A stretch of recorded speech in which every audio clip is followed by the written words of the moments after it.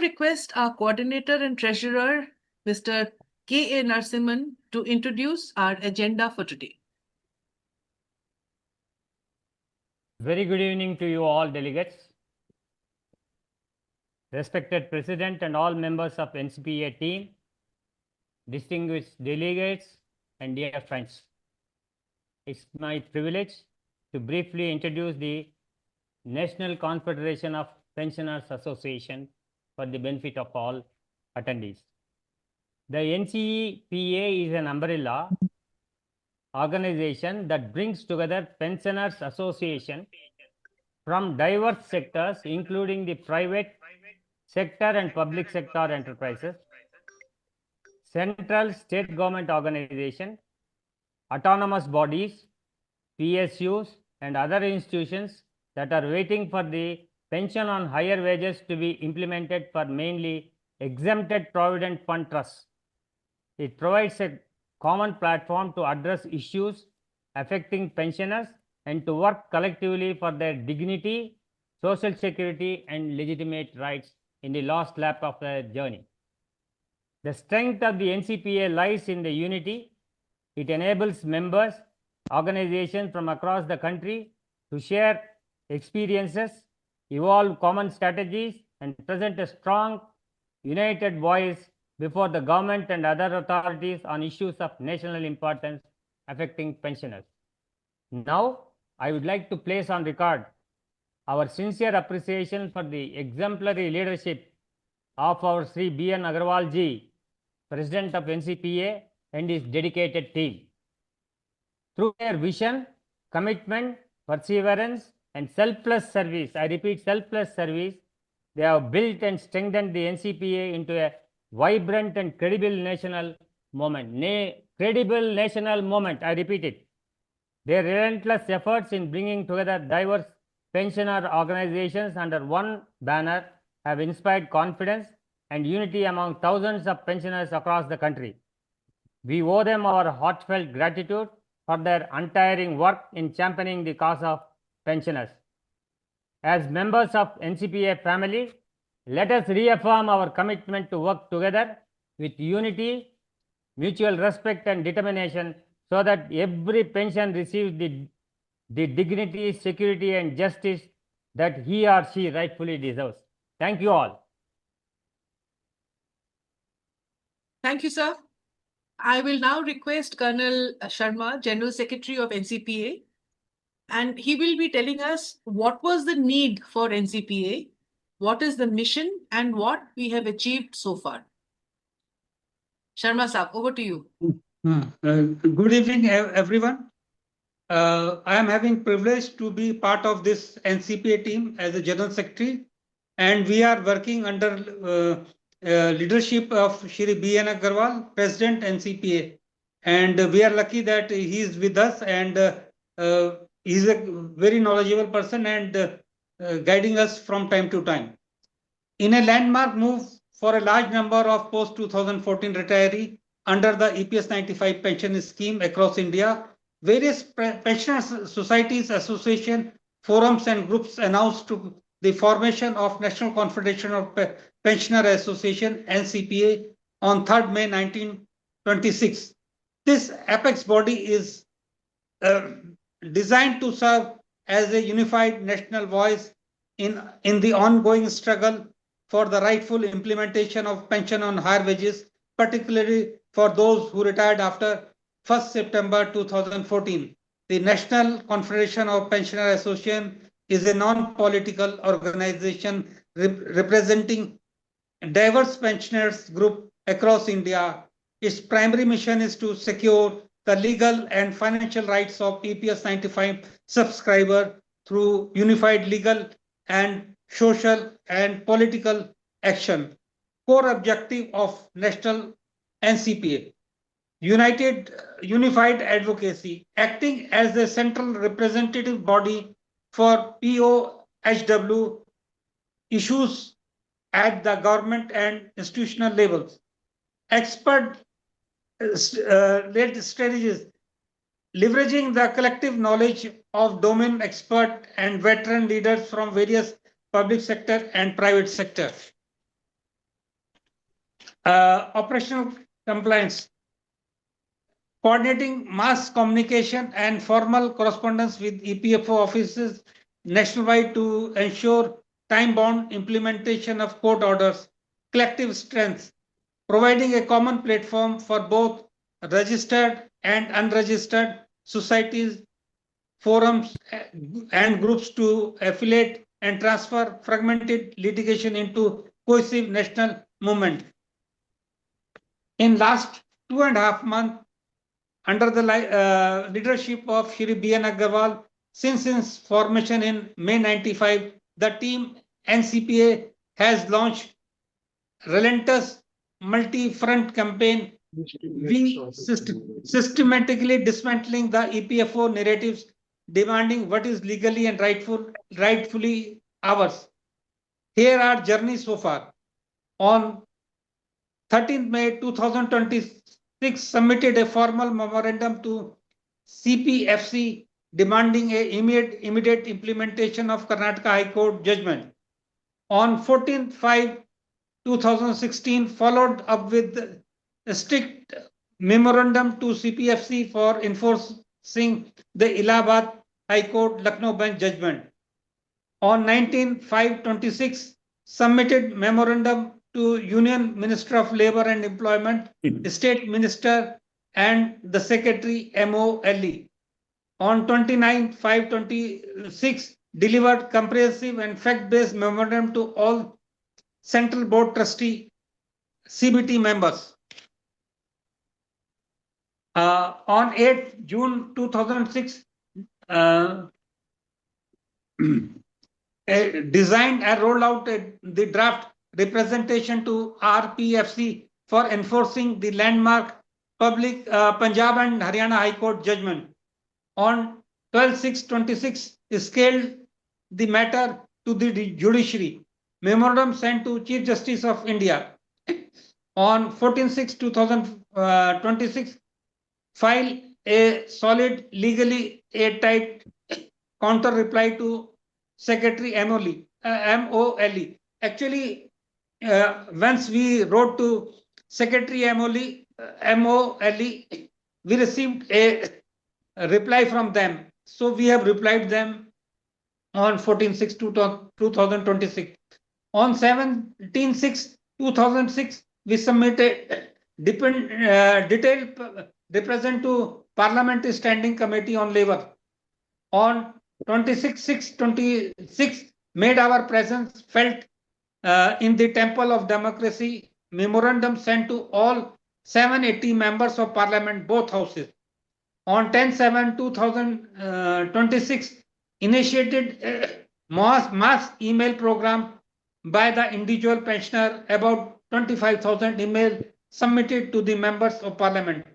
On 17/7/2026, submit a comprehensive memorandum to the Union Minister of Labour and Employment, State Minister, Ministry of Labour and Employment, and Secretary, Ministry of and Labour Employment, based on judgment of double bench of Madurai High Court. A multi-layered offensive action on the ground. We are just filing papers. We are not just filing papers. Team NCPA is actively on ground, holding high-level personal meeting with key CBT members, honorable MPs, honorable Finance Minister, honorable Union Minister for Steel and Heavy Industry, honorable Chairman of Parliament Standing Committee on Labour, honorable Lok Sabha Speaker, backed by relentless daily campaign across mainstream print media and social media platform X, Facebook, Instagram. The pressure on the establishment remains unprecedented. Way forward, the mega political legal push, we are not stopping here. We have miles to go and no intention of resting. Our next immediate steps are escalating critical representation directly to the Prime Minister's office, moving to the Ministry of Law Affairs to ensure strict statutory compliance by EPFO. The PoHW battle plan is full motion. The law is in our side. Ignore the cynicism, dismisses and rumors. Stay united and spread this message to every corner of the nation. Victory is built entirely on solidarity. Now, NCPA now invites all associations, society, forums, groups currently litigating or pursuing PHO matter to seek affiliation. In this regard, please contact our coordinator through WhatsApp message number 9158879007. I repeat, 9158879007. We sincerely thank Shri Praveen Kohli ji for providing and guiding us guidance from time to time. We are also thankful to Shri Harshvardhan ji for making videos on our action and spreading the same through his mass campaign on social media. I thank you all. Jai Hind. Thank you, Colonel Saab. Thank you so much. For the information of everybody, what Colonel Saab has said that in 2 months, just over 2 months of existence of NCPA, a fantastic amount of work has already been done in getting in touch with the various bodies, the ministry, the members of parliament, the speaker of the parliament. So there's been a lot of work that has already been done, but then we have many, many miles to go. The bottom line is that, we are too old to be cockroaches, but we are not less than the cockroaches. Okay. So taking that forward, I will now hand over to our leader, Mr. B.N. Agarwal, our president, and he will give us the story about EPS 95, PoHW, the issues which forced us to take legal recourse, and the related Supreme Court judgments. Over to you, Agarwal sir. Thank you, madam. Thank you, Sharma sir, Narasimhan ji, आप सभी को नमस्कार। और आज मैं कोशिश करूंगा कि मैं इंग्लिश के साथ साथ हिंदी में भी बात करूं, और ये जरूरी भी है क्योंकि जो लोग यहाँ बैठे हुए हैं और जो लोग यहाँ पर नहीं हैं, हमारे सारे ही पेंशनर साथी हैं। शर्मा जी ने एक बहुत इम्पोर्टेंट चीज़ अभी बताई कि किस तरीके से हम लोग इतने कम समय में जो एस्केलेशन का मुद्दा उठाया है, नैरेटिव को ब्रेक करने का मुद्दा उठाया है, उसमें हम कहाँ तक पहुँचे हैं। काफ़ी आगे जाना है हमें अभी। मैं एक दो बातें अपनी बात रखने के पहले ये बताना चाहूँगा, बहुत सी बातें हम ग्रुप में लिख नहीं पाते हैं, बता नहीं पाते हैं, बैकग्राउंड में चलती रहती है।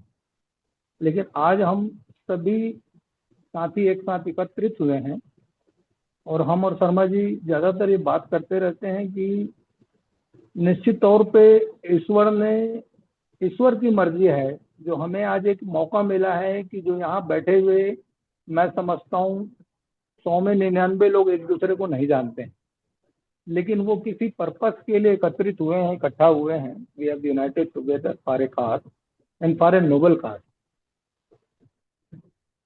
ये संयोग नहीं है, ये कोई विशेष योग है।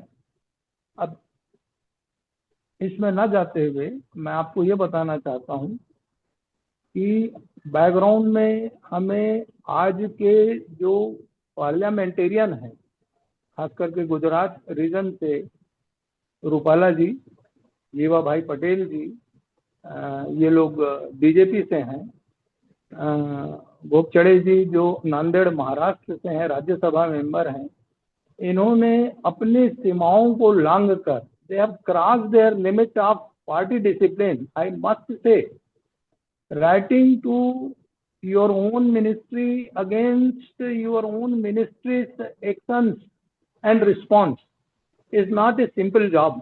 All of us understand, all of us are, senior citizens. We all are matured people. Yesterday also, Jiva Bhai Patel ji, who is 89 years old, from Surat, Gujarat, an ex-member of parliament, he has written to Dr. P.K. Misra ji, who is principal secretary in PMO. He has also written to Cabinet Secretary, Government of India. I will share the letter today with a small brief of the letter. Because of my busyness for today's program, I could not share. I'll do that this evening. Now, coming to the point, आज जो हम लोग ये महा zoom की जो meeting कर रहे हैं, इसमें आप सभी का स्वागत है। जैसा मैडम ने बैकग्राउंड सारी बातों का बताया है, और मुझे इतना ऊपर मत करिए, मैं आप लोग की तरह ही एक कार्यकर्ता हूँ और आप ही लोगों के ही जैसा हूँ। इसी वजह से हम सब इकट्ठा हुए हैं, तो हम सब मिल के करें। आज हम यहाँ सिर्फ पेंशन पर चर्चा करने नहीं आए। हम सबको समझना होगा, हम लोग यहाँ पर ईपीएफओ की तानाशाही, मनमानी और हमारे वैध अधिकारों पर किए जा रहे कुठाराघात के खिलाफ एकजुट होकर न्याय की आवाज बुलंद करने के लिए इकट्ठा हुए हैं। I think all of you will agree to this. माध्यम कोई भी हो, चाहे कानूनी लड़ाई हो, शासन प्रशासन तक अपनी बात पहुंचाना हो, या फिर कोई जन आंदोलन, कानून और देश की शीर्ष अदालतों का फैसला हमारे पक्ष में। मैं भी इन पे डिटेल पे आऊंगा। ईपीएफओ द्वारा खड़ी की जा रही प्रशासनिक रुकावटें, एडमिनिस्ट्रेटिव कंस्ट्रेंट्स अस्थायी है, परमानेंट नहीं है, लेकिन हमारी एकजुटता और हमारा संघर्ष ये स्थायी है और स्थायी रखना होगा हमें।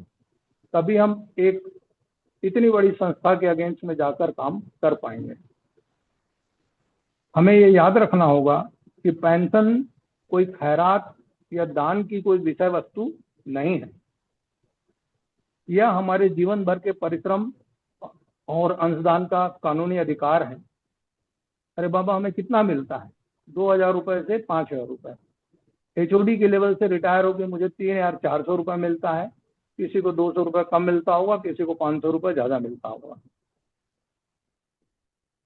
आज की इस बैठक का एक ही लक्ष्य है, वो ये है कि निराशा को छोड़ना, भ्रम को तोड़ना और एक मजबूत संकल्प के साथ आगे बढ़ना। One small request, Agarwal sir, kindly also interact in English, sir. Some of the southerners are feeling that Hindi they are not able to follow. After this Hindi is over, I'll get back to English only. Okay, right? Sir. Thank you, sir. Okay. Now you have to bear with me for two reasons. Okay, sir. Many of my friends have requested me to talk in Hindi. Naturally, it should be Hindi and English, so it becomes English. So I'll continue with both, and I'm not good at both. Now coming to the point, our fight may be long, संघर्ष लंबा हो सकता है, लेकिन सत्य और कानून हमारे साथ है। जीत निश्चित रूप से हमारी ही होगी, कहीं कोई डाउट नहीं। Modi sir, many are Chanakya नीति क्या कहते हैं? To match, and many people, Vasant and all are not able to join, sir. Good. Please. Narasimhan, you have to mute first, then talk. Chanakya नीति कहती है, जो सत्ता अपनी प्रजा का हक छीनती है, उसकी तानाशाही कभी लंबी नहीं चलती है। धर्म और न्याय हमारे साथ है, जीत हमारी ही होगी। शास्त्र हो या संविधान, हर नीति यही सिखाती है कि जब राजा अन्याय पर उतरे तो जनता की एकजुटता ही उसे झुकाती है। ईपीएफओ की तानाशाही नहीं चलेगी। पेंशन हमारा अधिकार है और इसे हम लेकर रहेंगे। हमने कपल ऑफ डेज बैक देखा है देश में क्या हुआ है। ये जगह उन सब चीजों को डिस्कस करने का नहीं है। नो, एक अपील है यहाँ पर कि हम सब एकजुट रहें, वी रिमेन यूनाइटेड, भ्रमित ना हो, don't get diverted by EPFO circular and narratives. बहुत सारा नरेटिव आ रहा है, अभी बात करेंगे। संगठनात्मक शक्ति पर विश्वास रखें, believe in organisational strength and unity. व्यक्तिगत लड़ाई के बजाय जब हम लोग साथ मिलकर राष्ट्रीय स्तर पर आवाज उठाते हैं तो शासन और प्रशासन दोनों को झुकना पड़ता है। अभी तो किसी ने कहा है ना कि झुकना ही पड़ता है, झुकाने वाला चाहिए। ठीक है, हम भी यही करेंगे। एंड एक्टिव पार्टिसिपेशन, सक्रिय भागीदारी। जब भी NCPA या इस महासंघ के द्वारा ज्ञापन भेजने, सबमिशन ऑफ रिप्रेजेंटेशन, मेल अभियान चलाने और समन्वय की अपील कीजिए, तो kindly ensure 10% participation in mail campaign and memorandum submission or maybe coordination. These all are required. Now the key नारा क्या होना चाहिए हमारा, 2-3 मैंने लिख रखा है कि पेंशन हमारा हक है, कोई खैरात नहीं। अधिकार हम लेकर रहेंगे और EPFO की तानाशाही नहीं सहेंगे। एकजुटता ही हमारी शक्ति है, न्याय ही हमारी मंजिल है, मेहनत हमारी, हक हमारा। EPFO की मनमानी अब नहीं सहेंगे दोबारा। I can not convert it in English, difficult है। नाउ आइए हम सब देखते हैं इस कार्यक्रम के माध्यम से, through this platform, that how EPFO have failed on their all counters and exams, and we all are aware. Nothing new I will be telling to you people. With this background, I will start with my main discussion. I will try to be brief, but difficult for me to be brief, my friends know well. Now we all know that 16/11/1995 started with EPS 95, 8.33 of ceiling wages of 5,000, then 6,500 and 15,000. Only to give a momentum to this discussion, I am telling. With a formula known as defined contribution and defined benefits. Both are independent of each other. How the contribution is made and how the benefits are paid, entitlements, these all are not interlinked. Now, this 1995, when this came in November 1995, many of the exempted trusts, rather most of the exempted trusts did not have any such provision. Even till now, they don't have any provision, many of them, regarding this 5,000, 6,500 and 15,000. But I have seen a letter from RPFC, I think Secunderabad, to one of the organizations, I believe Electronic Corporation of India, wherein RPFC said that your contribution on pension fund should not be more than 5,000 rupees. When he said like this, when the notification 134 came in 28th February 1996 regarding pension on higher wages, putting a proviso in para 11(3) of EPS 95 enabling pension on higher wages. And why pension on higher wages? Because that time the ceiling was 417 rupees per month, 8.33% of 5,000 rupees to go. But then at that time, no financial deficit, no financial burden, no financial crunch was pleaded. A scheme was launched, and the scheme was launched by the Government of India under the approval of Parliament. Remember Parliament. What they did, right from 1996, I think February 96, they started issuing the restrictive circular. आपका contribution 5,000 रुपए से ऊपर नहीं हो सकता है, You cannot contribute 8.33 on more than 5,000. Then June 2001, they increased it 6,500. Immediately, they also issued a circular. Your contribution cannot be more than 6,500.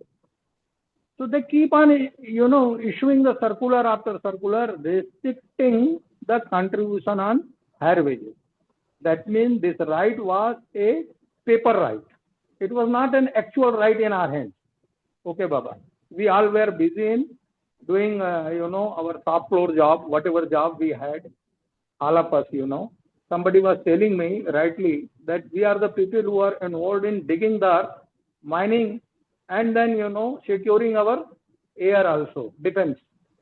Hindustan Aeronautics Limited. They secured our, air boundaries.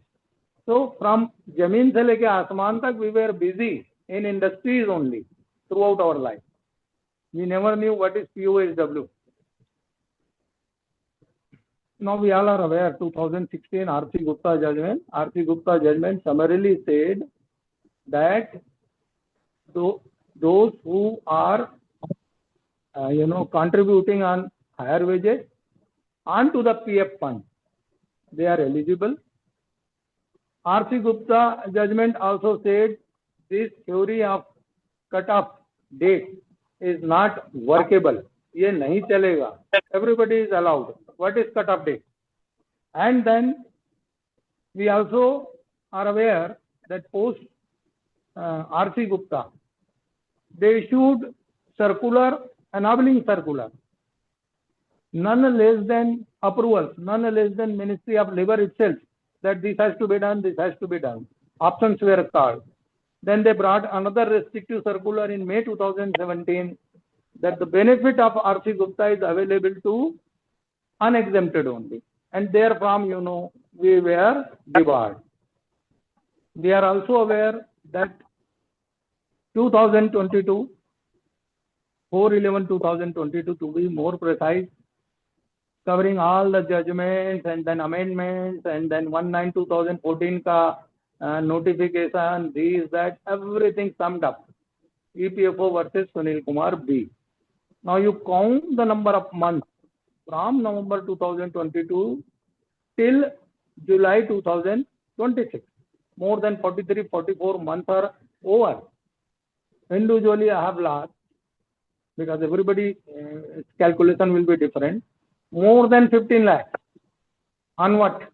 On the extra amount to be paid on demand letter. Each of us have lost, certainly, from 5 lakh to 15 lakh. I am not talking about interest we would have earned on our arrears of pension. I will cover that. Now, immediate after Sunil Kumar judgment, what was the resolution? PoHW has to be given to everybody. There are more than 11-12 circulars for implementation. All of us are aware, first time in the history, a joint option has been called by each individual, not from the trust. And there is a reason why I am talking so. Option was asked from the individual, not from the trust. Trust role, employer role was to validate those options. That's all. Trust role was to see that money goes to them. Money is given by us to them, either through trust or directly. And if anybody is in the job, then through employer only. That was the purpose. That was for the first time in the history of EPS 95 in 30 years. We are also aware that time somebody else was MOLE. And why I am telling so? Because here we have to be transparent when we talk. Mr. Bhupender Yadav, who was minister, he took continuous meetings on this. And in one of the meetings, he was totally upset. It is recorded in the circular dated 31/5/2023. That why so many applications are pending. It transpired, it is pending because EPFO kept on issuing the circular, but whatever they want through that circular, nothing has been done. So doing something impossible. What is that?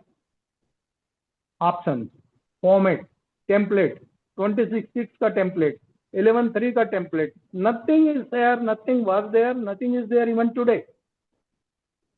And none less than secretary wrote to CEO of EPFO, that is CPFC himself. What he wrote? That the total chaos is due to the total mismanagement, internal miscreation of EPFO. And hence, if you go back, sometime in June 2023, they came out telling, Baba, don't worry about 26.6. Even if salary slip will do, it will replace 26.6. And it was told that it will be the responsibility of the RPFC that none of the applications are rejected because of 26.6 compliance. Okay, we all were going like this. They have started, calling demand letters. People have started depositing money. Many people have got pension also. What happened? Everything was going so smoothly. 7th November 2024, when these people, in my case, in my place, because I am from Steel Authority, Bhilai, they, refunded back the money, telling that your trust will have this provision, that provision. We are seeking guidance from headquarters. So we thought that nothing is moving at RPFC level. I took appointment from Mr. Mandavi. I talked to him. He was vehemently, agreeing to the point. His PS gave me about 45 minutes time to understand the whole issue. And he also said, I am seeking a detailed opinion from the department. Doesn't matter. We all are aware, all of a sudden, 18 January, a circular came, 2025. Now, many people talk many things about 18 January. My understanding goes like this. 18 January 2025 circular never ever talks about restrictive ceiling wages in the trust rule. It talks about eligibility to be decided based on extent trust rule. It doesn't talk about restrictive ceiling wages in the trust rule. Now, extent trust rule have got half a sentence about trust rule. The trust rule is for provident fund, not for pensions. Then also, the trust rule also contained a safeguard provision. Many a case it is rule 31A. If it is 11B, restriction is in 11B, then many a case, not all the case. But then for them, it is only 6,500. We'll come to that. Now, all rejections. By that time, 18 January 2025, there were hardly half a dozen or maximum 1 dozen cases going on in the country. And today we all know how many cases are going on. And this is also a fact that our trust rule has never been objected in last 30 years, either by way of exemption manual, pension manual, their own EPS 95, internal guidelines, circulars, letters. They have never objected. Compliance audit, inspections under section 13, etc. It has never been objected.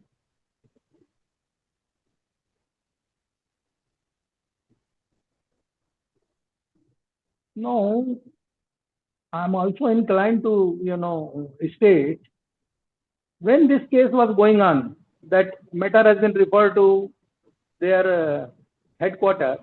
They also sought an opinion from their own great lawyer, Mr. Siddharth, who is the blue-eyed boy of our EPFO today.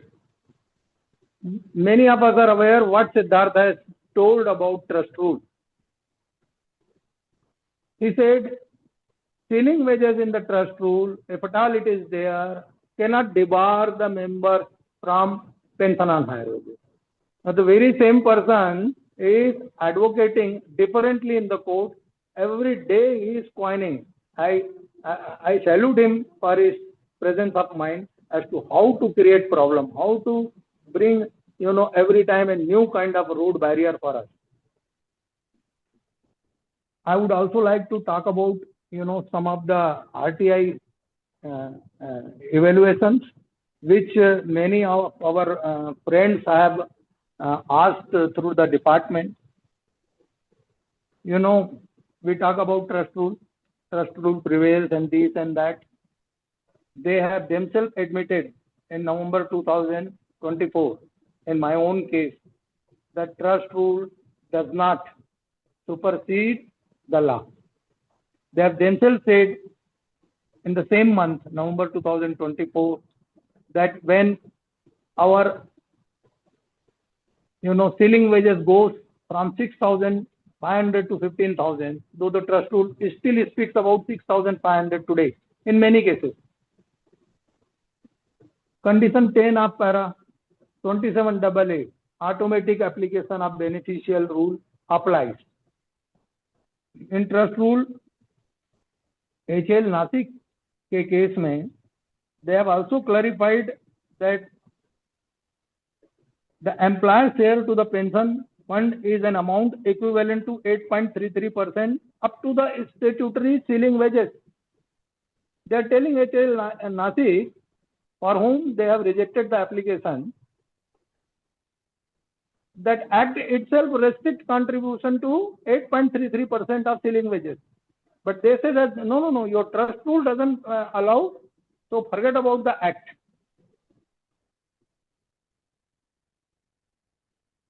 They have themselves agreed, besides their own circular in EPFO, have agreed in RTI that pension contributions are administered directly by EPFO in accordance with EPF and MP Act 1952. They are themselves telling. But when they come to the practice, they say that your contribution is administered by your trust rule. The funny thing is that when I asked them 3 months back, have you given me any opportunity before the rejection of my joint option? Because circular dated 23/04/2023 talks about an opportunity of hearing. They boldly and gladly told me that no individual opportunity of hearing or so-called notices were issued to employees before rejection, and no specific justification waiving natural justice was recorded. If my friends in this group who are listening to me, they don't have copy of these circulars, I will again put it in the group. Because I have already shared it, I will put it again. On 15th June, they are telling that during the entire window between R.C. Gupta and Sunil Kumar, RPFC did not refer to PF trust rules of exempted establishment as a mandatory requirement for finalizing pension payment order. तो RC Gupta से लेकर सुनील कुमार की जो journey हुई, उसमें trust rule का कोई जगह नहीं था, but beyond Sunil Kumar, and that too almost 2.5 years after Sunil Kumar, there is a need for trust rule, because circular issued on 18 January 2025, and then the decision came on 4/11/2022. So almost 2.5 years. One more funny RTI says, when I ask 11.3 या 11.4 का कुछ proforma है तो बताइए ना, पहले आपने कभी सबमिट किया या डिजाइन किया या सर्कुलेट किया एनी टेम्पलेट प्रोफार्मा और format? They said no information available in this regard. कहां से आएगा भाई? when you have not issued any template, any proforma, any format for the purpose of 11.3 and 11.4, how boldly they are telling in RTI that it is not available.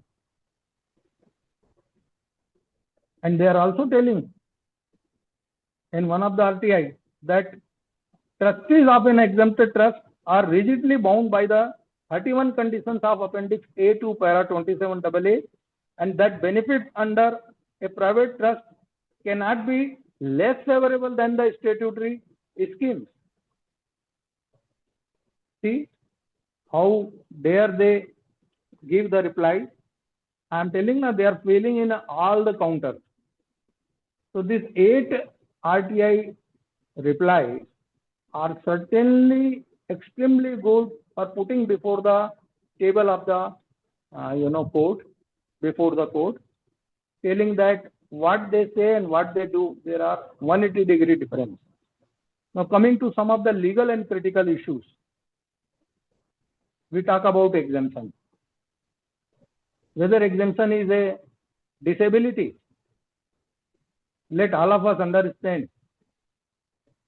Exemption is for provident fund. I am not telling. Honorable Justice R. Vijay Kumar himself has said on 2nd September 2025 in D. Chandira Segar case in Madurai bench, single bench, that exemption is for PF, not for pension. And how come? Half a sentence in trust rule cannot decide. There may be as many as 50 para in EPS 95 about whole pension scheme. How half a sentence in trust rule, the 2 PF trust rules, will decide the eligibility. It is not a disability of the employee. It is a management convenience. And Section 17, which authorizes exemption, says that benefit cannot be less favorable than those provided in the Act and schemes. Even safeguard provision also talks like that only, that if trust rule differs from the scheme or Act, then scheme and Act will prevail.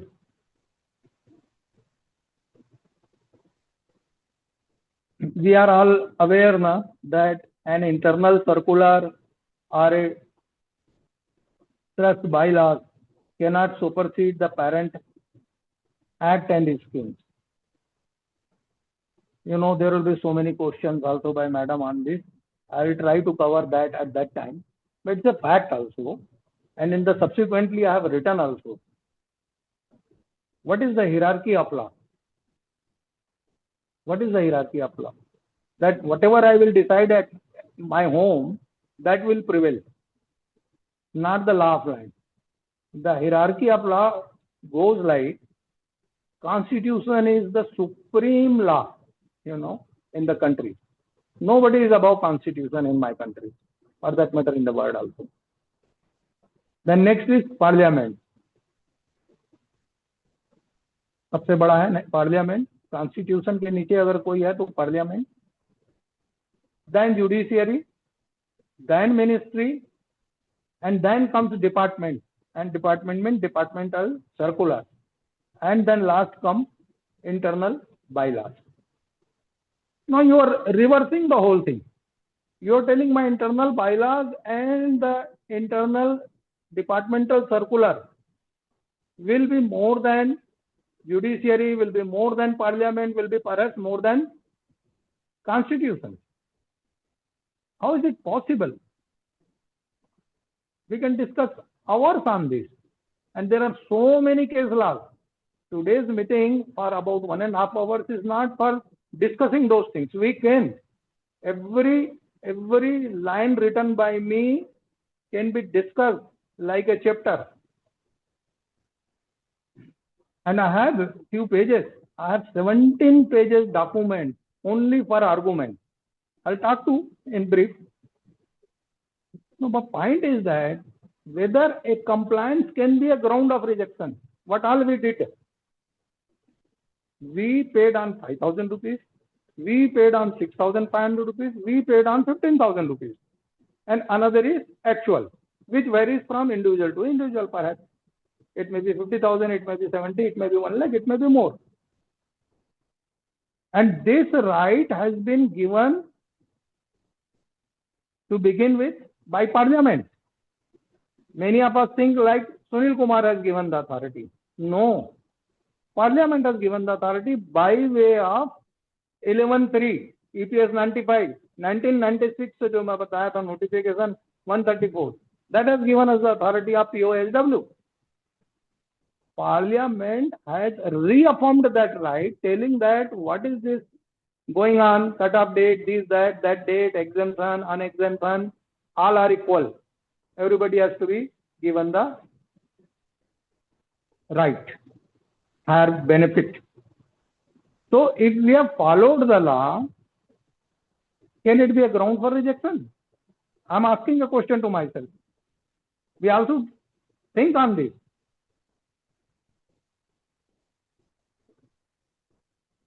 Many people ask me, Baba, where from this 6,500 or 5,000 has come in trust rule? 1.5 years back, I started digging on this myself. I also thought, how come BHEL, SAIL, HAL, HMT, NTPC, and so many? Everybody's trust rule 11B, trust rule 31A, everywhere proviso 6,500, everything same. Even spelling mistakes are same. I started digging. I'm thankful to my friends in Hyderabad Electronic Corporation. They gave me the model PF rule. It emanated from that. Model PF rule circulated by them in 2001 talks about 11B, talks about this restrictive, talks about 31 safeguard. Everybody followed that. Now I'll put it like this. Another small example. July 2017, GST came in, all of us. I'm a taxation man, indirect taxation man. More than 20 years, 25 years I spent on taxation only, and all High Court, Supreme Court, this, that. Suppose GST is 18% on iron and steel, and we declared it in our purchase order that prevailing rate of GST is 18% on iron and steel, and bracket में लिख दिया, however the rate as decided by Government of India will prevail. Now that work order or that purchase order may be valid for 2 years, 3 years, maybe. Down the line, suppose that rate goes up to 28% or comes down to 12%. The answer is very simple. Either 12% will be charged or 28% will be charged, depending upon the rate prevailing at that time. Now the EPFO says, since it is written 18% in your document, I will talk about 18%. And you have written 18%. I said, I have written 18% because Government of India notification, tariff notification for GST talks about 18% during the material period. So I have not committed any mistake. And if I have not corrected it in my work order, that cannot be a crime for me, na? Because नीचे ये लिखा हुआ है, are the rate as prevailing during the material period of supply, but they are not ready to. So case is like this. People should not feel guilty that there is any problem in their trust rule. Time and again I have been telling.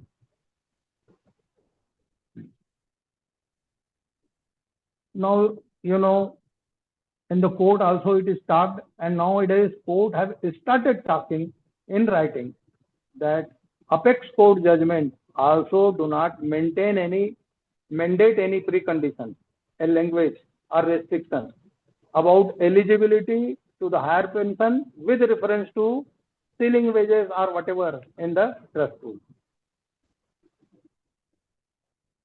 Sunil Kumar judgment is only 3 or 4 point to be noted. One is exempted and unexempted, both are eligible. Let us not discuss at this moment more than that. Second, those who have contributed on more than 6,500 ka salary, they have to deposit back the differential. Third, they have to deposit interest thereon at the rate decided by CPFO. Fourth is, since there is a confusion about date and cut-off date, 4 months window is open, which they themselves extended by another 14 months or so, or even more. 27AA para 10 we have discussed automatic application, and they also say that it is because of this only, in spite of the fact nothing is written or something is written in your trust rule, because of application of this 27AA, we are taking the contribution at higher ceiling wages of 15,000, even till today. We are also aware that 18 January 2025, has been quashed by Calcutta High Court, by Madurai Court, and other courts also, but they are not agreeing to this. We are also aware,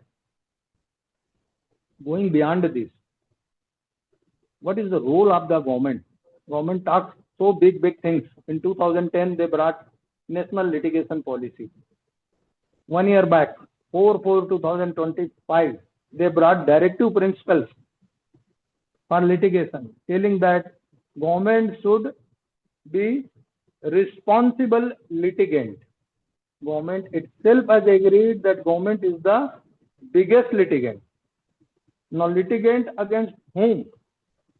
Litigant against their own senior citizens. On this litigation, there are extremely good judgments from Supreme Court. I will not have time to go through, because I have to quickly cover other points also.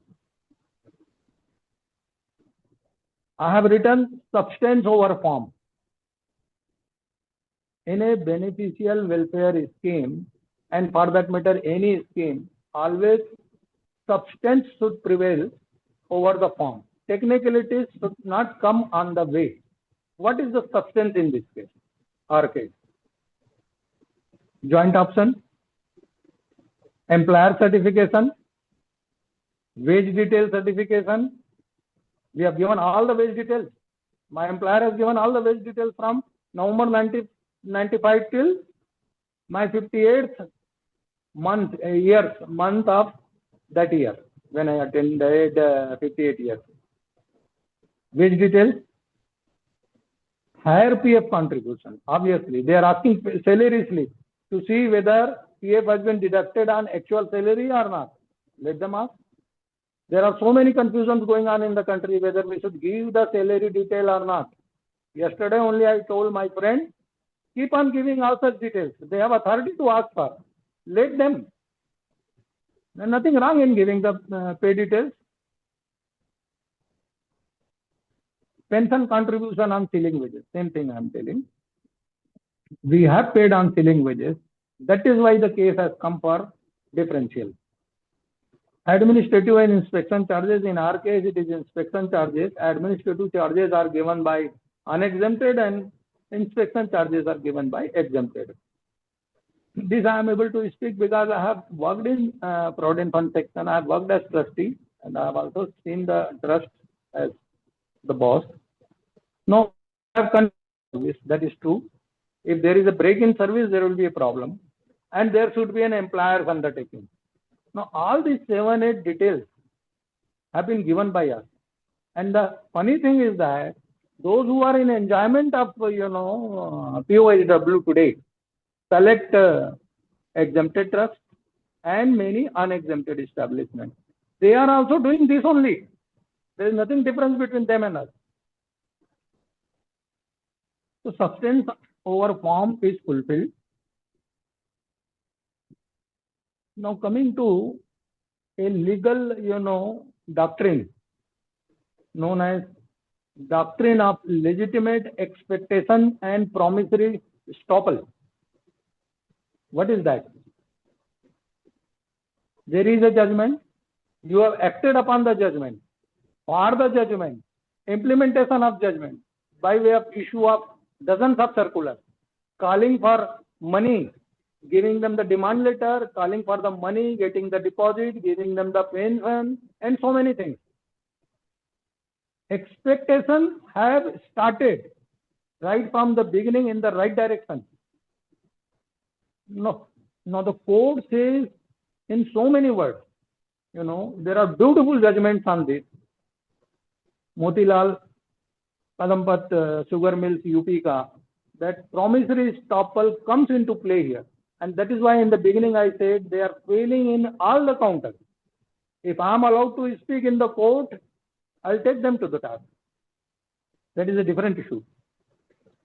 Now, coming to judicial anchor, right from R.C. Gupta to Sunil Kumar to Honorable R. Vijay Kumar of Madurai, 2nd September 2025. Then Calcutta High Court, Madam Anuradha Rai and others, 14/11/2025, then 21/11/2025, again from Calcutta High Court. Then came December 2025, 2 judgments, one from Allahabad Lucknow bench, and then from Telangana Bharat Electronics case, 15th December and Bharat Electronics, and 19th December Atul Kapoor and others. Atul Kapoor is part of our group, very active, taking the cause to the highest level position. And then January 2026, series of judgment came. 6th January, 8th January, 29th January from Calcutta High Court. In many of the cases, Calcutta High Court said in one of the para that not a single word is mentioned about trust rule in the Sunil Kumar judgment. Then we are aware of Bombay High Court judgment in March 2026, then April 2026. Then we are aware of beautiful judgment in Karnataka High Court, 30th April 2026, Honorable Justice Hegde sir. We are also aware 8th May, again Lucknow bench judgment, another beautiful judgment. Then we are aware, 27th May, Punjab and Haryana High Court judgment. And that judgment is highly relevant for us. Many people say, Arey Baba, it is not relevant for us because our case, we are not getting higher pension. It is only relevant to those who are already getting pro rata wala case. And I said, no, it is relevant for us. For all those who are sitting here and those who are not sitting here. And how and why? In one of the para, I am tempted to read that para. Other cases I have not read anything. What has been told by Punjab and Haryana High Court on 27th May 2026.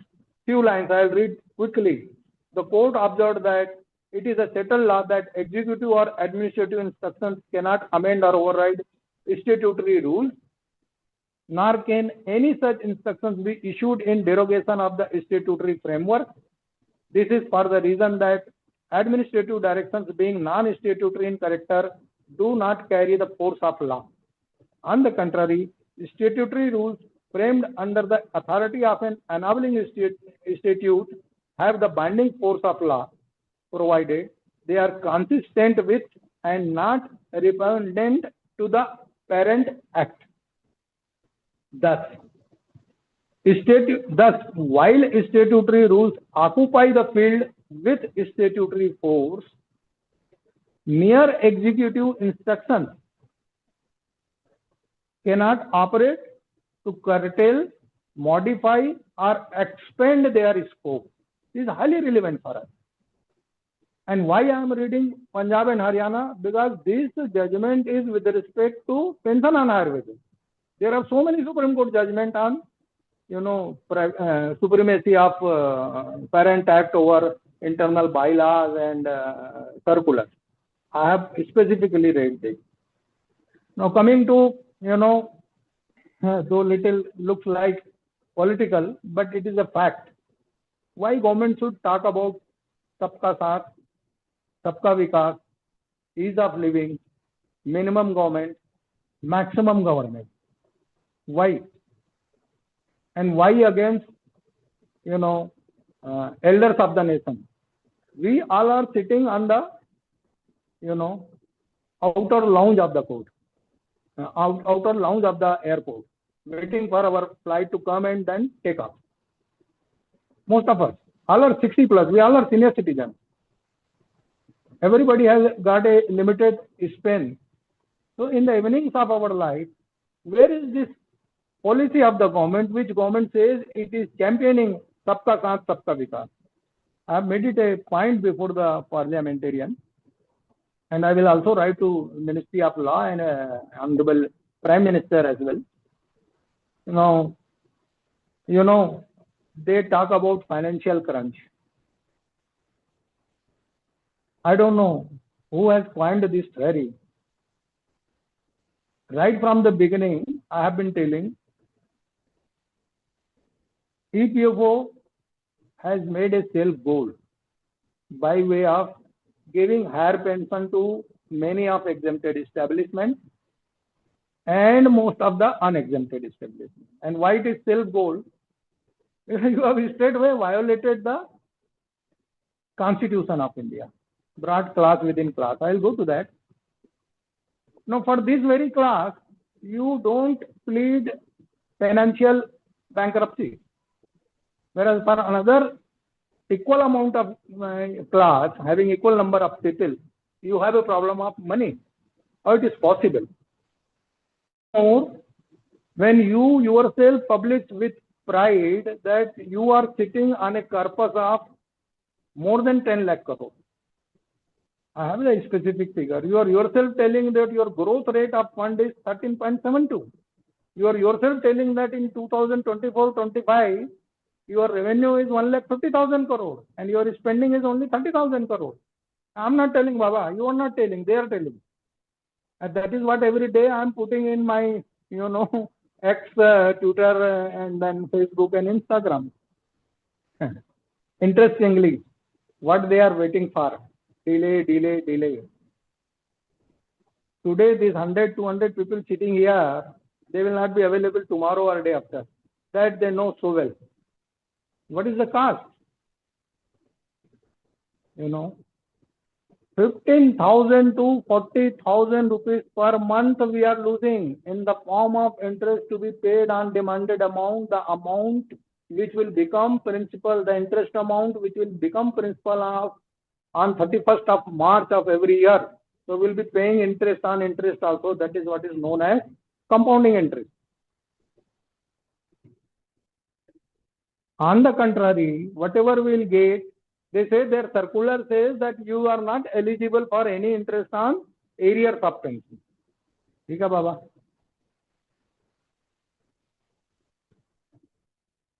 And that is what I said, it is double standard. You will ask interest not only till today, 3 months from now also you will ask interest from me. You will specify today itself that how much interest I am liable to pay even for another 3 months. And on my money you will not pay. Many of my friends are arguing, in any case I am enjoying the money by way of putting it in mutual fund or in bank deposit. I said, if that be the case, this 10 lakh crore which they are holding my money, are they not getting interest on that? They are themselves telling that last year, 24-25, they made 65,000 crore as interest alone on that 10 lakh crore. That means 6.5%. I don't know how far these figures are correct. But then that is a fact. And what is happening at the end? Senior citizens are forced into the corridors of the court. Many of us may not have seen the court at all in their lifetime. Now they are forced. I feel so bad. I get so many calls across the country when my friends ask me, what do I do? An individual, pensioner. Painfully, I say him that you go to the court, knowing well that poor chap, how he will go to the court alone.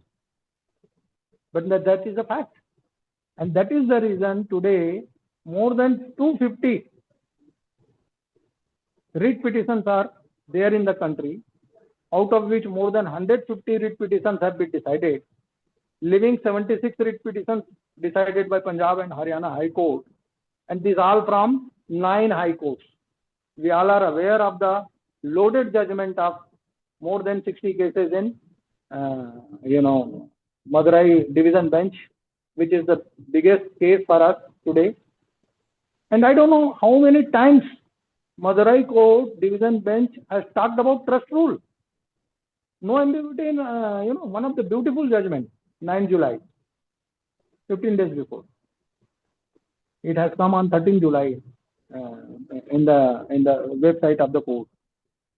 Now, having said so many things, I can talk other things also, but as the time also should permit, ultimately, what do we demand? What do we want? Suppose, not much. We only talk about the impugned circular, 18 January 2025, which has put so many walls in the house.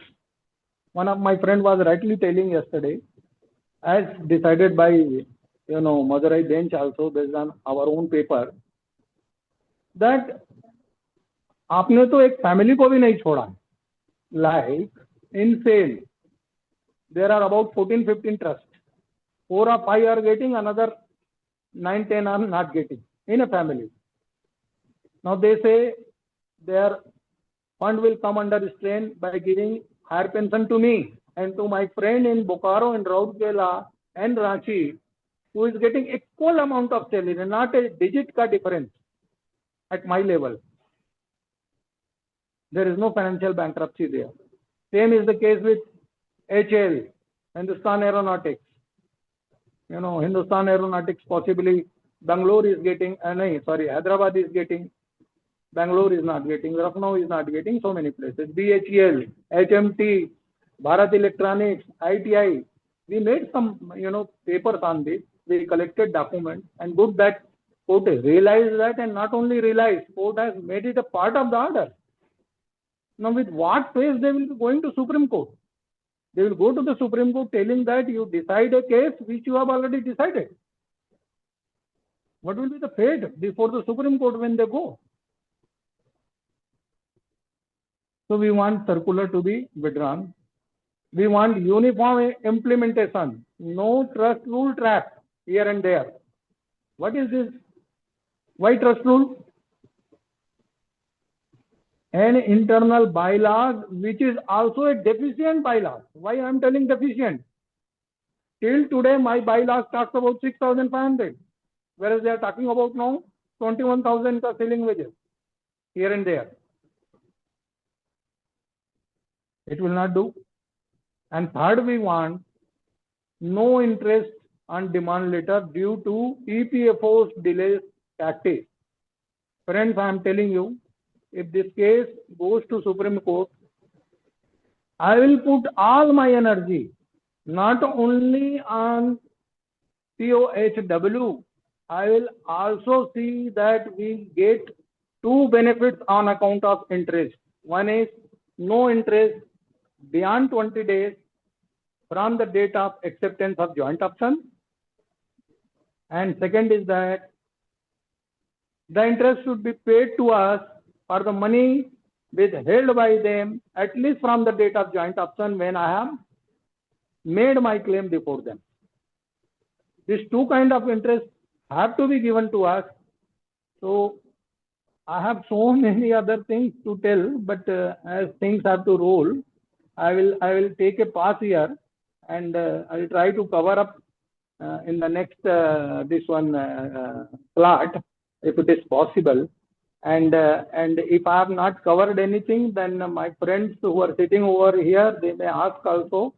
And thank you so very much for this technical session. And over to Ma'am Anuradha. Thank you.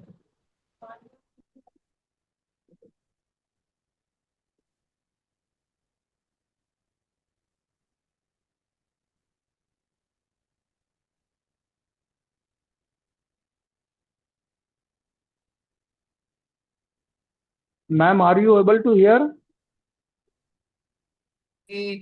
Yeah.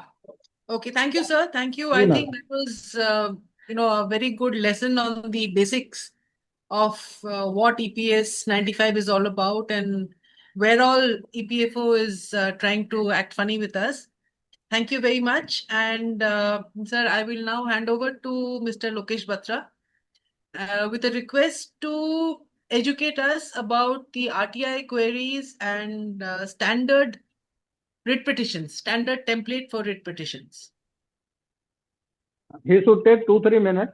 So I will take a small break and then again come back. But he should continue, please. Okay, sir. Thank you. A very good evening to all of you, sir. नमस्कार, मैं लोकेश कुमार बत्रा, मैं दिल्ली से हूँ, नेफेड से retire हुआ था. I retired from NAFED Delhi as manager.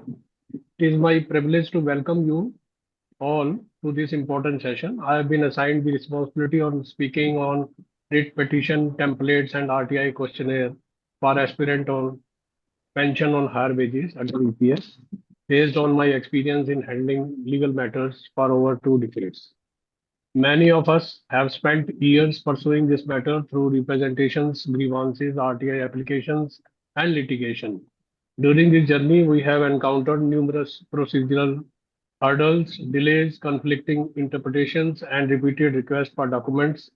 Despite these challenges, pensioners across the country have remained determined, patient, and united. The legal journey has witnessed several landmark judgments of the Honorable Supreme Court and various high courts.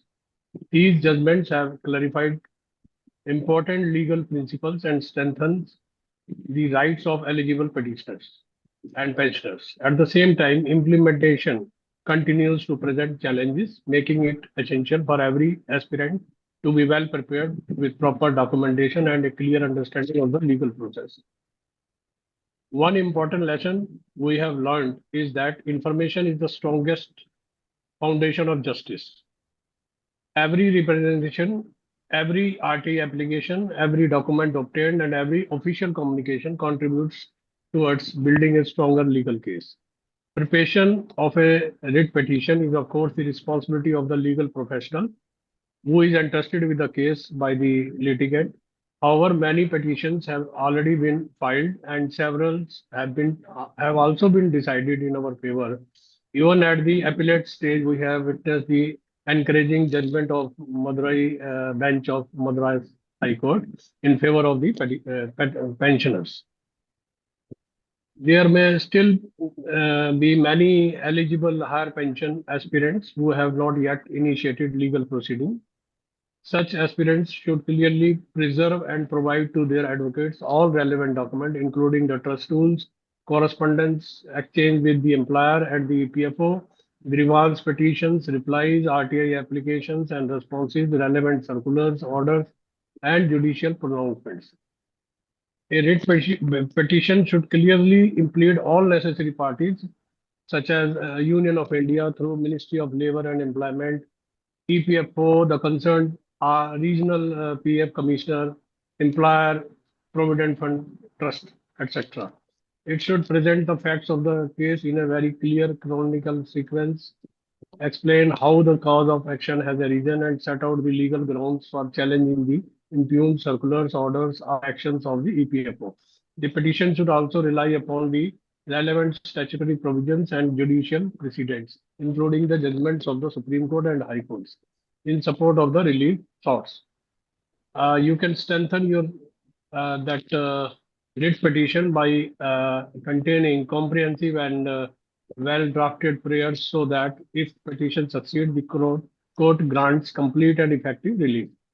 The relief sought should not only include quashing of impugned action and a direction to process the claim for pension on higher wages, but also all consequences benefits such as recalculation and payment of pension, payment of arrears with applicable interest, revision of future monthly pension, compliance within a stipulated time period, and any other relief considered just and proper by the court. Comprehensive prayer would help minimize the need for repeated litigation or multiple applications before the court for consequential relief.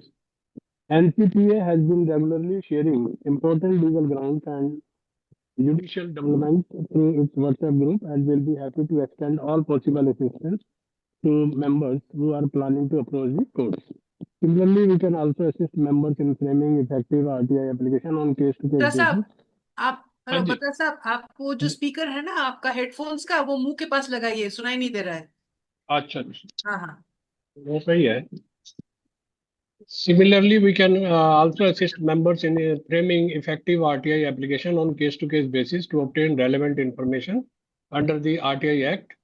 As you are aware, RTI application can now be filed online, and the concerned public authority is required to respond within 30 days.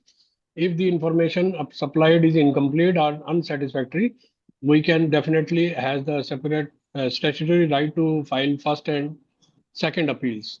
Friends, our strength lies in collective effort and sharing of knowledge. Many pensioners have already traveled this path and gained valuable experience. By documenting that experience and converting it into practical guidance, we can assist countless others who are still struggling to understand the procedure. I firmly believe that this initiative should not end with today's session and should continue to evolve with inputs from pensioners, advocates, and future judicial developments. I would like to acknowledge the invaluable contribution of all those office bearers of different organizations who have devoted their time and expertise to advancing this cause. Their dedication has inspired confidence among petitioners and pensioners and strengthen our collective pursuit of justice. Our objective is not merely to prepare documents, it is to empower pensioners with knowledge, promote uniformity in legal documentation, and facilitate the effective presentation of genuine claims before the appropriate authorities and the courts. In today's session, if today's session enables even one pensioner to better understand the process, avoid unnecessary delays, or present a stronger case, our efforts will have been worthwhile. Before I conclude, let us remember that resilience, patience, and unity have been the hallmarks of our struggle for justice. With continued cooperation, careful preparation, and respect for the rule of law, I am confident that we shall continue to pursue our legal rights in a constructive and dignified manner. Once again, I welcome all of you and thank you for your participation. I wish this session a great success. Thank you very much. Thank you, Bakar sir. So now we are into the last phase, which is the questions that have been received from the people who have joined, people who have sent the questions. Now, most of the questions refer to trust rules, the supremacy of the Act over the executive instructions of EPFO, their EPFOs defending themselves based upon financial difficulties, actuarial reports, and so on.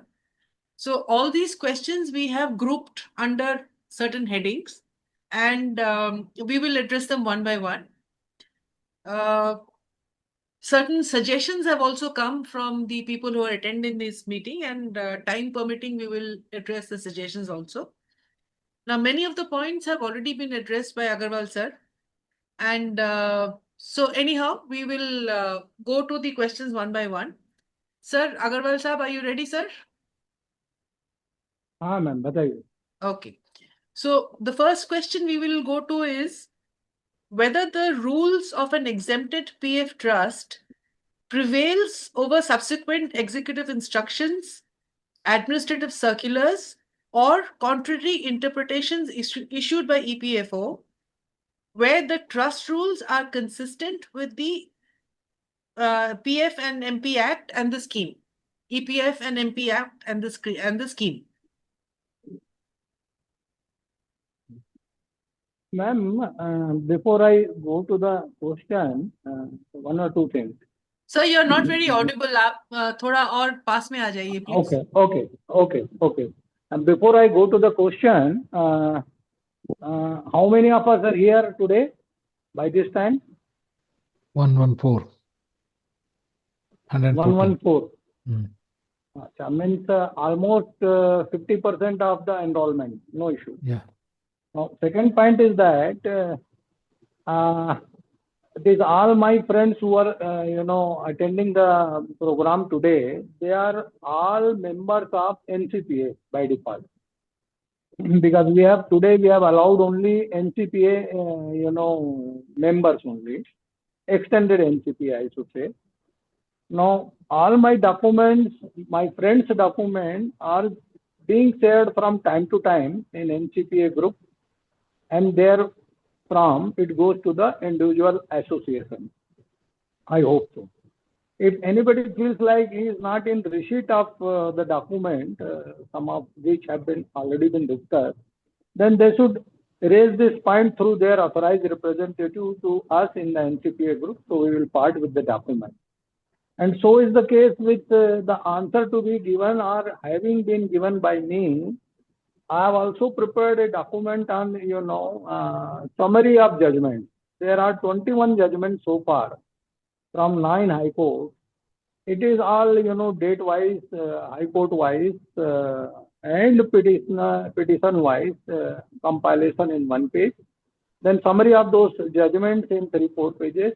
followed by the copy of those judgments, a whole compilation of about 375 pages or so. I'll again part with that. And Sharma ji has beautifully, covered with a cover page also. We'll part with that. That is number one. Number two, I have also prepared an evaluation of RTI, key RTI document I have so far. If anybody is having, he should part with that RTI document so that we will try to make use of it for the common benefit of all. Third is that I have also prepared a document, though I have prepared so many documents, but as of now, I have also prepared a document known as key points for argument, which I will be using just now. That document is, well structured in my opinion, for about 17 pages. So these all are, the heart and soul of our case, basically. Because this particular case, you will not find the advocates very much conversant with the case. Many times, sorry to say, but they are not able to raise the voice on the even simplest point also. I found in DB of Madurai in the initial days when Siddharth said that they have not contributed to pension fund, our advocates could not reply. I don't know why. It is only because they are not prepared well. This is not a routine kind of dispute between the litigants and the department. That is why. So it becomes our duty to strengthen our advocates. We should be demanding too much. We should be demanding too much. Why too much? So that should be our approach. Now, having said so, and coming to the question raised by ma'am, ma'am, this question can be clubbed along with another question, whether trust rule will prevail over statutory law, and similarly whether executive circular or instructions can prevail over statutory law. Both are more or less एक दूसरे के जैसा है. And as I said that the hierarchy of law, Constitution, Parliament, Judiciary, Ministry, Circular, and then last में हम लोग हैं. Now, having replied to a small extent, again I am telling, maybe repetition, what is trust rule? Trust rule is meant for provident fund. A small half sentence about pension fund. How can it take away the entire eligibility? Arre Baba, pension EPS 95 have got a robust provisions for pension entitlement, pension calculation, pension fund investment, pension fund audit, pension disbursement, and everything, including exemption to be granted to the organization if they wish so. How come trust rule will prevail upon? It is only and merely a subordinate guidelines established for managerial and administrative convenience. It cannot be a disability for the employees. And this trust rules are legally bound to conform to, rather than supplant, modify, or extinguish the parent act and definitive mandates of the Supreme Court. And that is what I have been telling. ये कहाँ पर लिखा हुआ है supreme court में कि trust rule में ऐसा है तो मिलेगा, वैसा है तो नहीं मिलेगा. As I said, this can be a chapter, trust rule and executive instruction. So is the case. आपने एक सर्कुलर इशू किया. सर्कुलर में nowhere it is written that if there is a ceiling wages of 5,000, 6,500, and 15,000, those cases are not to be considered. You have specifically written if the amendment made after 4/11/2022 are not to be considered. But about trust rule, same thing could have been written. That has not been written. After 4 months, 6 months, you have given again an internal guideline perhaps कि जिसका trust rule में 6,500 रुपए लिखा है या 15,000 लिखा है उसको रिजेक्ट कर दो. Whereas on 18th January 2025, circular came On the very next day, third day, because next day was, Saturday or Sunday. Very next day, they started rejecting the application because they were in readiness. Let this circular come and then we start putting, missiles on us. No, more so, they have themselves agreed in their RTI dated 12 November 2024 to me, to my friend in Belai, that trust rule will not prevail over statutory law. Coming to the autoplay of 27AA, what is that? If there is any beneficial scheme, it will be applicable. It will be applicable automatically, even without waiting for formal amendment of the trust rule. What is this? What is the meaning of this? That trust rule is nobody. Trust rule is not the boss. Trust rule is not the authority. Otherwise, why this condition 10 in 27AA would have come? Instead, they would have said the benefit will not be given until there is a amendment. Now, funny part is that government wants that we should presuppose the amendment. 4/11/2022 के पहले मुझे मालूम होना था कि tomorrow this is going to happen, so today I change my trust rule. I even know the cases wherein after 4/11/2022 trust rule have been amended and they are in enjoyment of PoHW. What will happen if I raise this point today? My friends in those plants they all will be cursing me then. I don't want to do that. I'm telling they are eligible, I am also eligible. We all are eligible. Now, they also talk about conscious decision and mutual consent. Arey Baba, where is it? It is a complete fabrication. There is nil guidelines or directions. Para 11, condition 11 of para 27AA talks about objections to be called before giving approval to the trust rule. The point is that why there is a need for objection, so that an employer does not go for any kind of idiotic, provisions in trust rule. A point comes to my mind: why 6,500 I have written in my trust rule? Why not 650 rupees or why not 65,000 rupees? And just for the sake of argument, I am telling. And the answer is quite obvious. It's a notification of the government of India, Baba, which has to be followed and which has been written correctly. I have also written a mirror turned into wall, and that is a fact also. You have followed model PF rule. Now, their own circular dated 27th December 2007 says that model PF rule must serve as an absolute guide for employer framing their establishment rules. Why you have said so? You are yourself telling that you follow my model rule. It is a guideline, absolute guide. If anybody is not having that circular, he should give me a WhatsApp directly to me. I will supply him that circular. Now, coming to trust rule में कुछ लिखा है या नहीं लिखा है? You have issued series of instructions and circulars.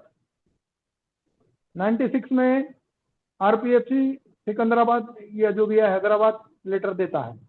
6/6/2001, 22nd June 2004, 1st December 2004, 25th April 2006, 22 November 2006, 8th November 2013, 20th June 2014, 15th October 2014, you have been telling to the trust employer, you just cannot give on anything more than 6,500, 15,000.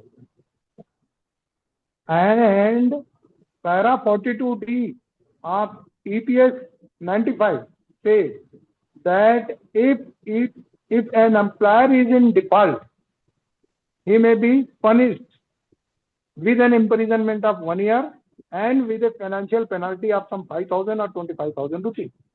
So whether an employer will follow EPS 95 or he will follow his trust law. Why I am telling so? Because my trust law says 6,500, whereas EPS 95 says 15,000 even till today. So employer is nothing to do with. He is not bothered about trust rule, what is written in the trust rule. Now, one more point on this, and I have said also, but then, whether apex court have stipulated any precondition regarding language, presence or modification of ceiling wages in the trust rule for determining PoHW eligibility. And that is what is foremost. Neither constitution, nor parliament, nor judiciary, nor even ministry. Mind well, 18 January 2025 is under the approval of great MOLE. But whether 18 January talks about restriction of 6,500, please go and turn the pages. Nowhere it is written. It is all afterthought and afterthought and afterthought. I have given 11 points on afterthought. So what I am trying to say, I am not getting into the cited judgments on this. There are so many judgments, full of judgments. Point is that trust rule is an internal bylaw for running the PF trust. Nothing more, nothing less. Honorable R. Vijay Kumar in Madurai Bench High Court have already told this. You cannot kaleidoscope provident fund into pension fund. That is what all other questions are also there. Yes, ma'am. I'll share this document also. Yes, ma'am. Next. Sir, the next question is that whether an employees or pensioners consent is legally required before changing or reducing or restricting accrued pensionary rights under exempted trusts. It's a good question, and I think I have replied also. Same thing. Where it is written in the rule book, EPS 95 is 30 years old boy now. They have now replaced it with EPS 26. Nowhere it is written that consent from the employee is needed. And if that being the case, the best example I say rather, whether joint option has been mandated at individual level or at trust level. Whether trust can give my joint option. Answer is simple no. There may be 30 lakh employees, maybe 15 lakh only have opted for higher pension, joint option. I'm talking about post Sunil Kumar. Because individual consent cannot be waived out. And that is the reason today, those who have applied, they only can talk about PoHW. Those who have not applied, for them it is a gone case, unless the government reopens the portal again. So is the case with trust rule, consent and no consent, whatever. Not a single paper anywhere have been given so far. And even if it is there or not there, condition 11 of para 27 AA of EPF scheme 1952 says, before giving approval to the trust rule, you ask for members' viewpoint on the trust rule. They have themselves said that we have not done that. In the RTI also they have said.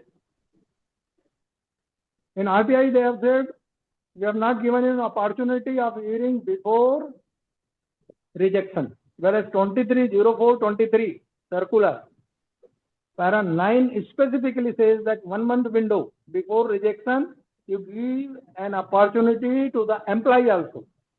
Now coming to the consent side, answer is that Nowhere it is written, nowhere it is given, and nowhere it is required as well. It is all afterthought. Yes, ma'am. Krishnan sir. You can supplement me if I am not completing the answer, please. नहीं, ठीक है, sir. Sir, Mr. Krishnan has raised his hand. Sir, let's just get to the end of the list of questions and we'll open it to you. Okay, if you don't mind. That is better. Yeah. That is better. Sir, the next question is that in most of the cases, now EPFO is raising their financial difficulty as an argument against giving us this benefit. So the question is, can financial implications, actuarial liabilities, or administrative inconvenience justify denial or postponement of statutory or judicially recognized pension benefits? I am laughing because this is a right question to a right person. I'm an out and out finance person. You know, this question was asked to me by Mr. P. Verma, who is Additional Chief Commissioner in Delhi, looking after legal sales. Then on 4th of August 2025, I went and met Madam Aparajita Jaggi and Mr. Verma, because Ramesh Krishnamurthy ji has directed us to meet them. He asked me this question. I said, those days and today, I have much more stuff on my back as far as this issue is concerned. I said, you give me 10 minutes time, then only I will be able to put forth my argument. But then in brief, I said him 2-3 things. One is that if you simply ask in a cursory way, like, I've got financial deficit in the form of actuarial valuation and this and that, it will not hold. You take out pen and paper and then let us discuss. Everywhere you are talking how much will be the outgo. Why you are not talking how much will be the incoming? We the pensioners will be paying them heavy amount. If you tell anybody that I am supposed to pay 25 lakh or 50 lakh, they will say, where from you will get this money? Whatever it is, if you want higher pension, this much has to be paid by us. I said, you take account of it. You say how much area you will be paying. Then you say how much, every monthly or yearly pension you will be paying. Then how much is your current, this one. And thanks to ma'am, when Calcutta case was going on in November 2025, not even November 2025, the decision came in 14/11, but the hearing was closed possibly on 17th of September. That way my memory is not bad. You asked me a paper on financials. You provoked me, and thank to you, because that made me to prepare a paper. Because otherwise you cannot, unless, you yield only when you are in pressure. I prepared that paper and then again followed by another paper, brushing it up. Point is, there is no actuarial or financial deficit. There is a net surplus. There is a total myth going on. I am telling you, call us for across the table. First I will talk about the maths, then I will talk about legal. What is that legal? Financial reasons cannot be cited for a welfare scheme wherein you yourself say it is defined contribution, defined benefits. What is defined benefits? You talk about contribution and you hide behind benefits. How is it possible? And when it comes up giving, higher pension to my friends, then you say there is no financial crunch. Sir, I will just add to I'm this. talking about one sentence. I just want to add to this. In our case, in the Calcutta High Court case, at the single bench level, when they opposed us, they did not raise the issue at all of finances. This they are bringing up at the division bench stage. So our defense is that what has not been raised in the single bench cannot be raised at the division bench level, but it depends on the judge whether he will allow it or not. But ma'am, I will say, let them raise. Let us make their job tougher and toughest in the time to come. What has happened in DB of Madurai? This point was raised very well. Even our advocates also could not give a very good answer to this. I am sorry to say. But then the judge understood, these two judges, they understood the problem. Yes. And they said, and they have specifically said in the order that for financial outlays cannot be a reason for benefit. And now so many courts, even Calcutta High Court has also said, Yes. though they have not raised. Now they are raising in division bench, let them raise. I said in some time today that they have made a self goal by giving to some people. Had they not given across the country to anybody, they would have raised before. Now, you know, when I'm talking to MPs and to an ex-minister, he said, how is it possible? What you are talking nonsense? I said, this is what is that?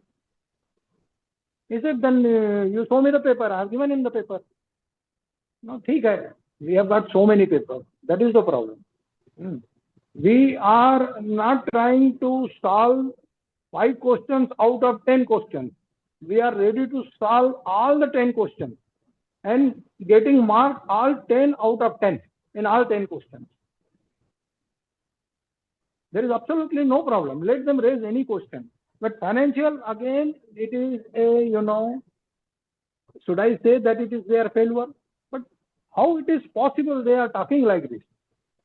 If they give us the opportunity, we will talk about vested rights cannot be defeated, citing the financial constraint, whether the country will go bankrupt, whether they ever talk about 7.5 lakh crore pension to be paid to the state government and central government employees, whether they talk about financial crunch when they talk about 8th pay commission.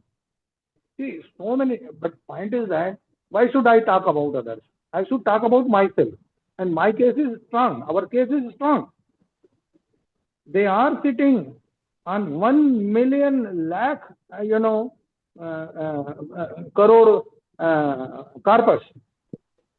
Still they are, crying about the pension. They themselves will derive central government pension. Sir, and they will for talk the, about for the 5,000. information, for the information of people who are attending this meeting, so I had gone to meet Mr. Shiv Prasad Tiwari, one of the CBT members. Now, EPFO is drilling this fact into the minds of the CBT members that paisa nahi hai, paisa nahi hai. Okay, so then he said the same thing to me.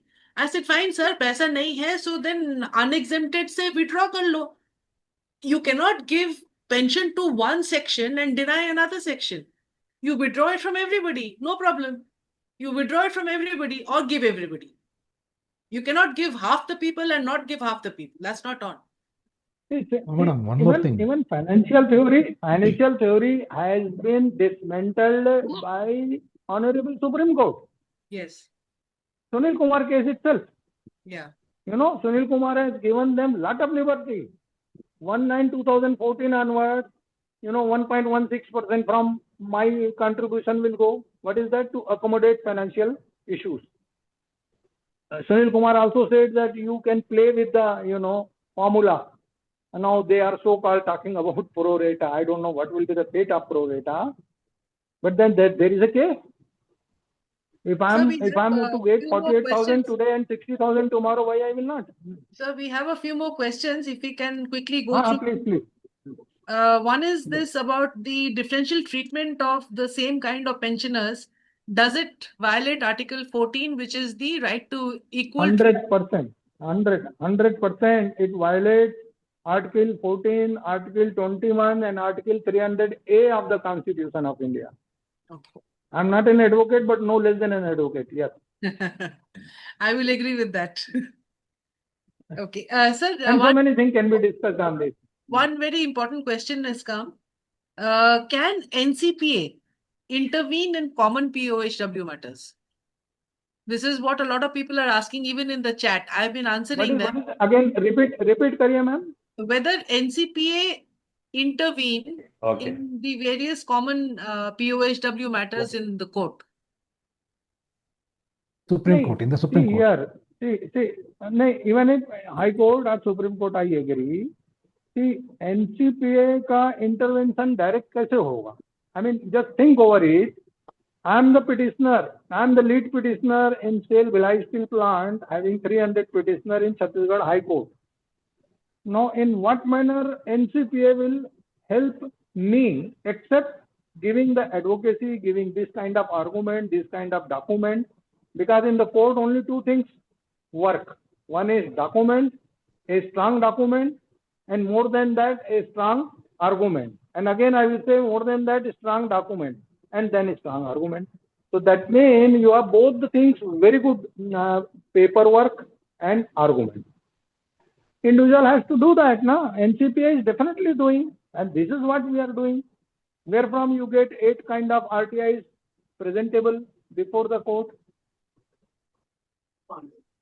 But directly NCPA will not be able to. Sir, can we go to the next question? Yeah.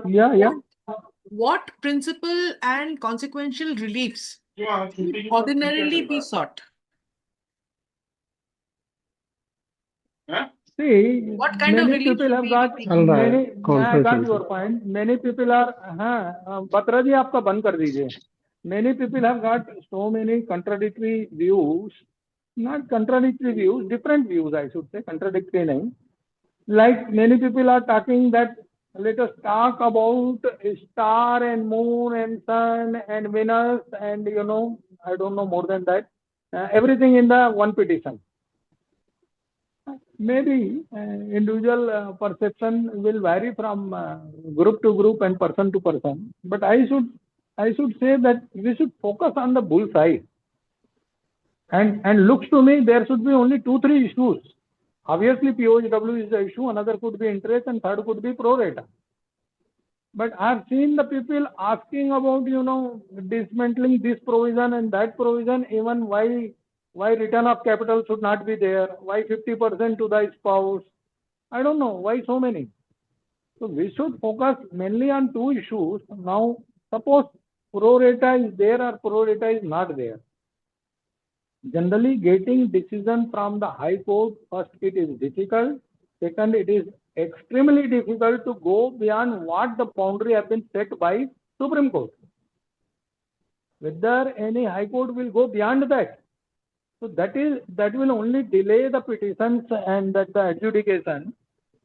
I will say we should focus on only 2 things. If pro rata is given to you down the line, it will come to me also. What is the problem? And pro rata case will certainly go up to Supreme Court. Not time to discuss much on this at this moment. Okay, sir, the next question. If I can go to the next question. Please. When can contempt proceedings be initiated for non-compliance of Supreme Court judgments? It's a good question. I should say again, it's a good question. A very smart department and their advocate. June 2023, about 60 or 70 petitions were decided by the court, Supreme Court I am talking, on which one common issue was contempt of court. Because November 22 and then people said that they are not complying. So this Supreme Court says that there is no willful disobedience. Okay, Baba. Now, we all know 18 January circular, wherein they are certainly talking about Sunil Kumar. The eligibility of exempted trust are to be decided in accordance with the extent trust rule in consonance with Sunil Kumar B. And then next sentence. If anybody has amended the trust rule post 4/11/22, that is not to be considered. Point is, they will tell Supreme Court today, we are not in contempt. We are honoring Supreme Court judgment. See here the list of the people whom we have given the higher pension. Exempted trust, exempted, everybody we have given. If somebody is not eligible, how we will give the money? So, contempt before Supreme Court. Again, I am telling, our objective is contempt, our objective is PoHW. Simple. So the next one is regarding the representations that we've been doing from NCPA. The question is, should NCPA simultaneously pursue representations before the Prime Minister's Office, Ministry of Labour and EPFO? Answer is very much yes. and also to make people understand the endeavor taken so far by us. Sharma sir has already said what all we have done so far. Now we have written to Ministry of Labour, State Minister, CPFC, Secretary, all Cabinet Ministers, all Member of Parliament, Chief Justice of India, everybody. Now we are planning to write two letters. One is Ministry of Law and Legal Affairs, and another is Prime Minister. It will take some time. For some reason, I am not writing because we are in close dialogue with PMO through some people. I don't know what will happen. Let us see. Sir, one more question is, are pensioners entitled to interest? And can EPFO claim interest for delays attributable to itself? But then that is what they are doing today now. And that is what I said. There are two types of interest, double standard. They should not ask beyond 20 days. See, suppose my case goes in favor. Means what? They are wrong. So if our case goes in favor and they are wrong, means what? They have deliberately delayed. Para 17A of EPS 95 says that applications complete in all respects are to be processed within 20 days. Beyond that, 12% interest is required to be paid to the applicant. And if required, that interest can be recovered from the salary of the commissioner. We are not bothered where from that interest will come to the kitty of the government. But if I am eligible for that interest, I should be paid. That is number one. Number two, since they are at fault by way of a favorable order, why they should have interest from me? So both ways. Sir, I'll come to the suggestions that have been made. So the one suggestion was to obtain independent opinions from two eminent senior advocates of the Supreme Court.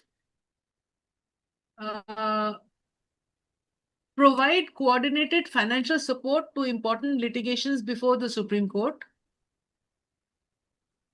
Pursue. Okay, let's do these two first.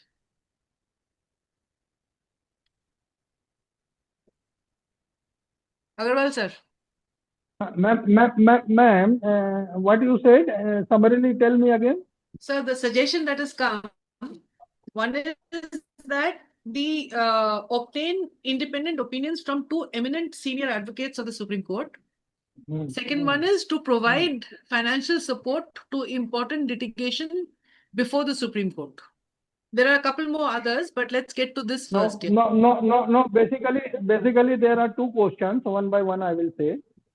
One is that taking the opinion from two senior and eminent advocate counsel of the Supreme Court on to what to do next, perhaps, or should we go to the Supreme Court? Let me put it this way around. That already there are 5 petitions in Supreme Court today on the trust rule issues of PoHW, and 2 petitions are from the groups. One is IOCL, Resident Officers Welfare Association or Society, and second is NHPC petitioner. They all are well informed and are in touch with us also. They have already litigated. Now point is that if we take an opinion from a Supreme Court Supreme Court advocate, what will happen? You go to a cardiologist, he will say there is a problem with your heart. You go to a Supreme Court lawyer, 100 may say 95 will say you come down to Supreme Court. I am already in the Supreme Court. My friend is already in the Supreme Court. What will happen? Now, second part is that funding to the petitioner. Now, first question and second question में एक common point है, वो है funding. We take opinion, we fund to the petitioner. Now, point is that, and third question also could be that whether NCPA can escalate the issue before the Supreme Court on behalf of this petitioner. This could also be. Point is that if Ma'am Anuradha Rai is the petitioner in Kolkata High Court and on 12th of August, suppose judgment is reserved and month-end decision has come, and she is planning to go to Supreme Court. She is asking us, NCPA, to kindly take over this case from now and you agitate the matter before Supreme Court. The simple question is that NCPA is not party in this dispute at this moment. Ma'am Anuradha Rai, and along with her case, there are another 25-30 cases in the High Court of Calcutta Division Bench, who will be the respondent in the Supreme Court, so to say, today. Now let us talk about Madurai Division Bench. There are more than 60 cases. These all cases may go to Supreme Court, I don't know. They will be the respondent. Now NCPA role should be advisory, undoubted. Now coming to the funding to these people, be it Calcutta group, be it Madurai group, be it Lucknow group, because next month Lucknow will be a DB name. You know the strength of NCPA today. We are surviving on 2,000 rupees each, association's contribution. And I'm sorry and I'm happy both that many of the individuals in this group have contributed this amount from their pocket. Let us not get into all these things. Point is that funding is a difficult job. We are not, trying to escape the responsibility. We will look into this. We will take up this case in our meeting separately. But point is that if there are 5,500 petitioners in Madurai today, can't each of them, sorry if my argument, my suggestion, if anybody feels bad, can't they contribute 1,000 rupees each, thereby making 50 lakh or 55 lakh? In Karnataka, there are 11,000 petitioners. If suppose tomorrow in DB they win, and certainly they will win, and they go to Supreme Court, can they not contribute 1,000 rupees, thereby making more than 1 crore of rupees? How much money will be required in Supreme Court? I'm telling, let us group them into one group now. 60 petitions, let it be one. So you become 55 lakh. Individually, so possible nahi hai. Collectively, yes, possible hai. Now, if I ask my members today that each one of you should contribute 1 lakh rupees, thereby we will get 45 lakh rupees. Take it from me, 30 people will leave the group. We are not able to contribute 2,000 rupees minus 2,000 rupees. So, on behalf of NCPA, I am telling, financial contribution by NCPA at this juncture is not possible. Handling the money is the toughest job, and sometimes I should not say much. Next question. One last question, which, sir, if with your permission, I will answer it, if it is okay with you. Yes. The question was, suggestion was to establish a permanent NCPA legal cell to vet and coordinate all legislation. So in this connection, all I have to say is that we are already helping our people who are in the NCPA group. Coromandel sent their that response, to EPFO's this thing, their draft response, which I have done. I have corrected everything and sent it back to them. I don't know how many petitions I have finalized. I also don't know. Yes, you've done for me also.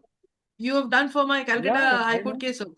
So like this, we are getting educated in this matter, and I think we can help each other out.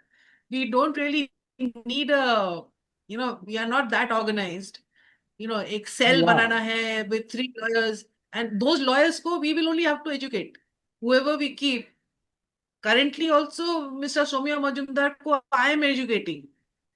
And I'm sure the same thing is happening in Madurai. Every rejoinder is prepared by you only. Every counter is prepared by you. Yeah. So I think whatever expertise on this subject that we have got, collectively, we can help each other out. There's no problem at all. Okay, sir, Mr. It is otherwise also going on. Yeah. Sir, Mr. Krishnan's hand has been up for a long time. So if we can take a question. We should listen from him. Yeah. Yeah. Bolo Krishnan. Yeah. Mr. Good evening, sir. And I'm audible, sir. Am I audible? Yes, sir. Yes. Yeah. Under the leadership, distinguished leadership of Mr. B.N. Agarwal, he has given very good insights, and he has almost made no questions for the participants, but still participants are asking very, very basic questions. He was very much lenient to answer each and every question very patiently. I am very happy this meetings are organized in a very, very good manner. But I have one suggestion. What is that?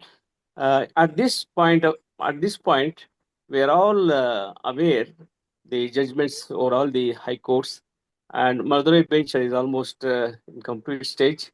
We have 60 petitions there, 60 petitions,